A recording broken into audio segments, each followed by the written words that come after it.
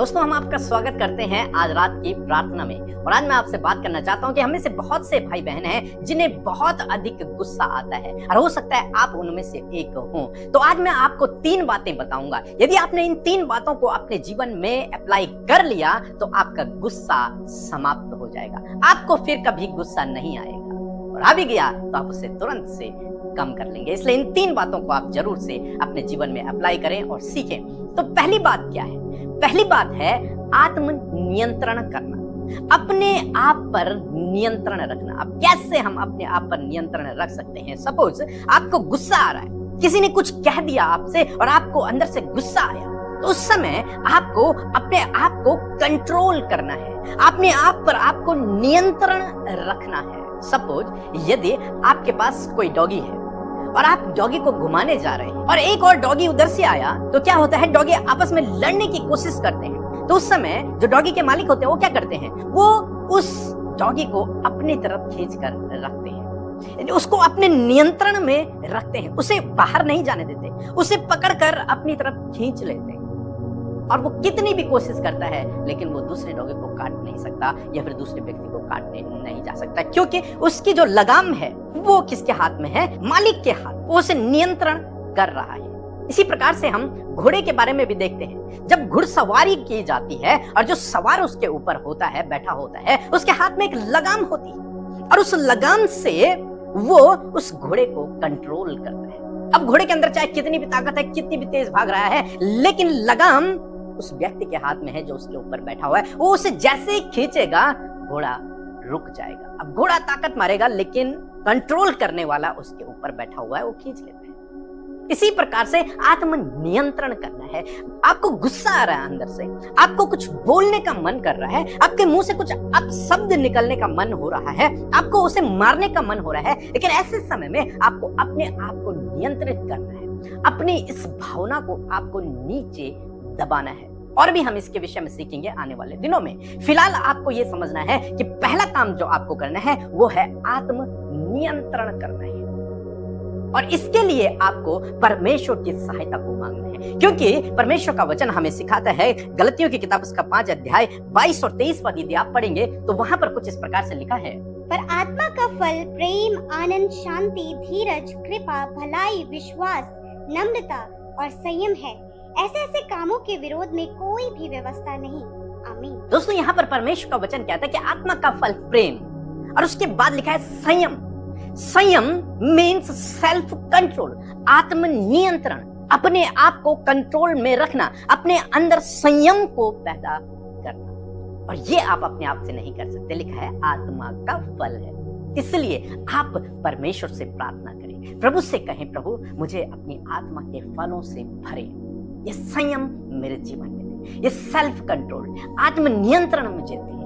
निश्चय प्रभु आपकी सहायता करेगा और आप इस आत्म नियंत्रण को अपने जीवन में पूरा कर पाओगे। जब आप ये करोगे गुस्सा समाप्त हो जाएगा। दूसरी बात हम लोग देखेंगे, फ्लाइट मोड। आपने अपने फोन में फ्लाइट मोड का ऑप्शन देखा होगा। जब हम फ्लाइट मोड बटन दबाते हैं उसका मतलब होता है इनकमिंग भी बंद है और आउटगोइंग भी बंद है। ना आप किसी को कॉल कर सकते हैं, ना आपके पास कॉल आ सकती है। अब चाहे कितना भी कोई ट्राई कर रहा है आपको कॉल करने का, उसकी कॉल आपको नहीं लगेगी। आप कितनी भी ट्राई कर रहे हैं कॉल करने का दूसरे को, लेकिन आपकी कॉल भी नहीं जाएगी। क्यों? क्योंकि आपने अपने फोन को फ्लाइट मोड में डाल रखा है। हमारे साथ में एक भाई है, हमारे प्रिय मित्र हैं, वो कहते हैं कि जब भी उनकी पत्नी और उनके बीच में कुछ बातें होती हैं तो वो फ्लाइट मोड में चले जाते हैं। वो फिर ना उनकी सुनते हैं न खुद रिप्लाई करते हैं, फ्लाइट मोड में चले जाते हैं। मुझे बहुत अच्छा लगता है।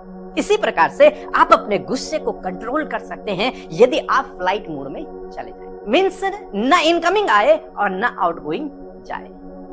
आपके अंदर गुस्सा तो आ रहा है लेकिन आपके मुंह से, आपके हाथों से वो गुस्सा बाहर नहीं निकल रहा। दूसरा आपको गलत बोल रहा है लेकिन आप उसकी सुन नहीं रहे हैं। मानो आपने अपने कान और अपना मुंह बंद कर दिया, न सुनाई दे रहा है ना आप कुछ बोलेंगे। फ्लाइट मोड में चले जाएं। जब भी आपको लगे कि अगला आदमी आप पर गुस्सा हो रहा है और आपको भी गुस्सा आने वाला है, या फिर आपको लगे कुछ हो गया है जिसके कारण आपको गुस्सा आ सकता है, तो आप फ्लाइट मोड में चले जाएं। कहने का मतलब या तो आप वहां से दूसरी जगह चले जाएं, या तो उनकी बातों को अनसुना कर दें, अपने कानों को बंद कर दें, अपने मुंह को बंद कर दें। तो ये काम आपको करना है, आपको फ्लाइट मोड में चले जाना है। एक वचन हम लोग देखेंगे, याकूब की किताब उसका 1 अध्याय और 19 पद लिखा है, हे मेरे प्रिय भाइयों, यह बात तुम जानते हो, इसलिए हर एक मनुष्य सुनने के लिए तत्पर, बोलने में धीर और क्रोध में धीमा हो। मीन्स फ्लाइट मोड, न वो बोले न वो सुने, सुनने के लिए तो तत्पर रहे, बोलने में धीर हो जाए और क्रोध में धीमा हो जाए। तो यदि आप इस प्रकार से करेंगे तो निश्चय आपका क्रोध समाप्त हो जाएगा। तीसरी बात हम लोग देखेंगे, एक बार पतरस और उसके भाई की भी लड़ाई हो जाती है। पतरस का भाई पतरस से कुछ बातों को कह देता है या फिर बार बार पतरस के विरोध में गुनाह करता है, गलतियां करता है। पतरस यीशु मसीह के पास आता है, कहता है, प्रभु यदि मेरा भाई मेरे विरोध में पाप करे तो मैं उसे कितनी बार माफ करूं? क्या 7 बार? यीशु मसीह उत्तर देते हैं, नहीं, 7 के 70 गुने बार उसे माफ कर। यदि तेरा भाई तेरे विरोध में पाप करे, गलत काम करे, तो तुझे उससे लड़ना नहीं है, तुझे उसको मारना नहीं है, तुझे उसको क्षमा करना है। पर कितनी बार?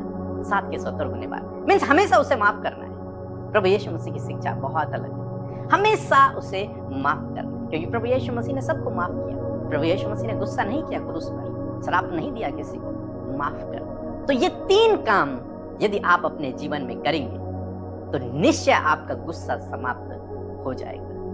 पहला काम, आपको आत्मनियंत्रण करना है, सेल्फ कंट्रोल करना है। दूसरा काम, आपको फ्लाइट मोड में चले जाना है, ना आउटगोइंग ना इनकमिंग। तीसरा काम, आपको क्षमा करना है। और ये सब आप पवित्र आत्मा से, प्रभु से मांगेंगे और वो निश्चय आपके जीवन में काम करेगा। और जब प्रभु अपने दान वरदानों से आपको भरेंगे, आपके जीवन में काम करेंगे, तो ये गुस्सा आपके जीवन से हमेशा हमेशा के लिए समाप्त हो जाएगा। सो प्रभु आपको इस वचन के द्वारा बहुतायत से आशीष दे।